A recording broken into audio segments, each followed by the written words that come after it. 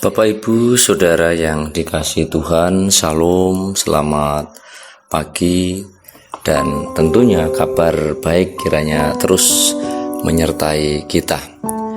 Renungan pada hari ini terambil di dalam kitab Mazmur pasal 86 ayat 1 sampai ayat 10. Saya akan bacakan ayat 3 saja. Silahkan Bapak Ibu Saudara membacanya secara pribadi. Demikian firman Tuhan.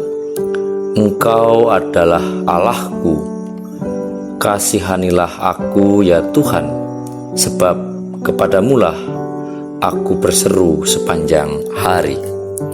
Tema yang saya angkat dari renungan pada hari ini adalah menanti sebuah jawaban.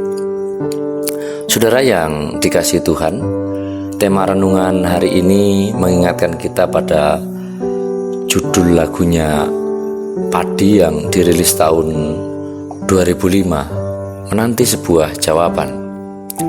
Tentu penyanyi memiliki alasan tersendiri akan lagunya, bahkan sejarah tersendiri atas lagu tersebut. Senada dengan hal tersebut, hampir semua kita, baik orang Kristen maupun non-Kristen, saat ini sedang menantikan sebuah jawaban dan penuh harap agar fenomena alam, khususnya COVID-19 yang menggoncangkan semua sendi kehidupan, segera berlalu. Namun kenyataannya justru semakin banyak dan terus bertambah jumlah yang tertular, dan kita juga dikuatkan dengan semakin banyak yang disembuhkan. Bahkan mental kita semakin kuat di dalam menghadapi keadaan ini. Namun bagaimana dengan kita sebagai orang percaya menyikapi dan menantikan sebuah jawaban atas setiap keadaan? Hari ini kita diajari oleh sang pemazmur dalam berharap dan memohon serta menantikan sebuah jawaban dari sang pemilik hidup atas apa yang sedang menimpanya. Tentu kebanyakan kita pasti mengamini bahwa doa yang dipanjatkan hampir semuanya berisi meminta pertolongan. Tentu tidak ada salahnya kalau tidak kepada Dia, kepada siapa lagi kita harus meminta pertolongan. Karena itu ada baiknya kita memahami dengan sungguh mengapa kita meminta pertolongan kepada Allah. Berikut ini beberapa alasan Daud yang perlu kita teladani dalam menjalani kehidupan masa kini. Yang pertama, kepada Allah Daud berseru dalam ayat 1 sampai ayat 2. Ini alasan Daud meminta Allah mendengarkan doanya adalah karena dia mengakui kesengsaraan dan kemiskinannya. Daud sungguh merasakan bahwa dia memang sengsara dan miskin. Itu berarti permohonannya bukan untuk memenuhi keinginannya, tetapi merupakan sebuah kebutuhan utamanya. Kondisi Daud bagaikan telur di ujung tanduk dalam ayat 14. Berkait dengan nyawa, Daud sendiri mempercayai bahwa hidup dan matinya adalah milik Allah. Begitu juga dengan keadaan saat ini. Dalam penantian kita, tak seorang pun yang bisa memastikan dan menjamin atau memberi jawab dengan tepat kapan kondisi sulit ini akan berlalu. Maka satu-satunya tempat yang tepat untuk kita meminta atau memohon adalah Tuhan yang berkuasa atas hidup kita. Alasan yang kedua adalah Daud mengakui sebagai orang yang dikasihi Allah. Daud tidak menyatakan diri sebagai orang yang mengasihi Allah. Dia menyadari bahwa dirinya dikasihi Allah.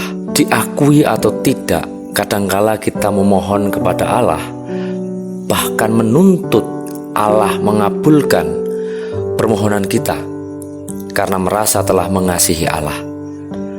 Bahkan kadangkala dengan begitu antusiasnya mengatakan, kurang apa saya dalam mengikut Tuhan, atau kurang apa saya dalam melayani Tuhan. Namun selalu hal yang kurang baik yang kualami. Hari ini melalui Daud kita diajari kerendahan hati dalam menantikan sebuah jawaban. Dan kebaikan yang kita lakukan sangat tidak sebanding dengan pengorbanan Allah di dalam Kristus Yesus dalam menyelamatkan umat manusia.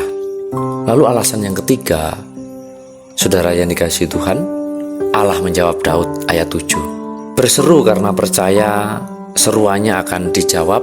Ini persoalan percaya kepada kepedulian Allah. Inilah iman yang sesungguhnya.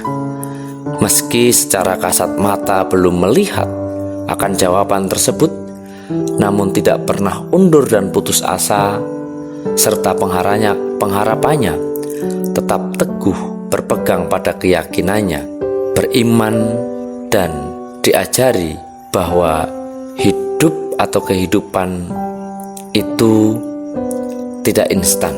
Itulah iman yang ada dalam kehidupan kita atau di dalam Kristus Yesus. Daud pun mengalami dan melakukan hal yang sama, menikmati proses. Hal yang perlu kita sadari adalah bahwa selalu ada proses yang dilalui dan satu dengan yang lain berbeda dalam menerima dan merespon proses tersebut. Maka saat sedang dalam proses, milikilah mental seperti Daud yang terus menaruh harapan pada janji Allah, yang sebetulnya sangat tahu atas apa yang sedang kita alami dan kita butuhkan, dan Allah bisa menyelesaikannya. Namun seberapa kuat dan tekunkah kita menyampaikannya dalam doa dan permohonan kita, serta tidak pudar pengharapan kita bahwa jawaban Tuhan ya dan amin serta tepat waktunya. Alasan yang berikutnya adalah dalam ayat 8. Tidak ada seperti Engkau di antara para Allah, ya Tuhan, dan tidak ada seperti apa yang Kau buat. Inilah deklarasi iman Daud. Kita diajari bagaimana terus mengucap syukur dalam setiap keadaan. Ungkapan ini menyatakan bagaimana Daud sebagai sang pemazmur yakin bahwa yang dibutuhkannya dijawab oleh Tuhan. Maka ia menaikkan sebuah pengakuan. Hal ini yang sering sulit kita lakukan dalam konteks kekinian, yang segala sesuatu diukur oleh keadaan. Namun sesuai dengan firman yang kita baca saat ini, bahwa firman-Nya sangat relevan sepanjang masa, maka jangan berhenti untuk terus menantikan jawaban dari Tuhan atas setiap permohonan kita.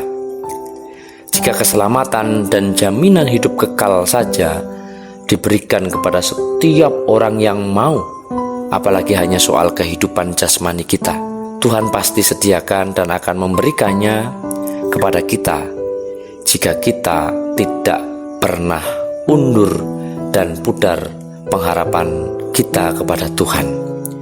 Juga hidup dalam kerendahan hati bahwa Allah yang mengasihi kita, dan hiduplah dalam ucapan syukur dalam setiap keadaan. Kiranya Tuhan memberkati kita semua. Amin.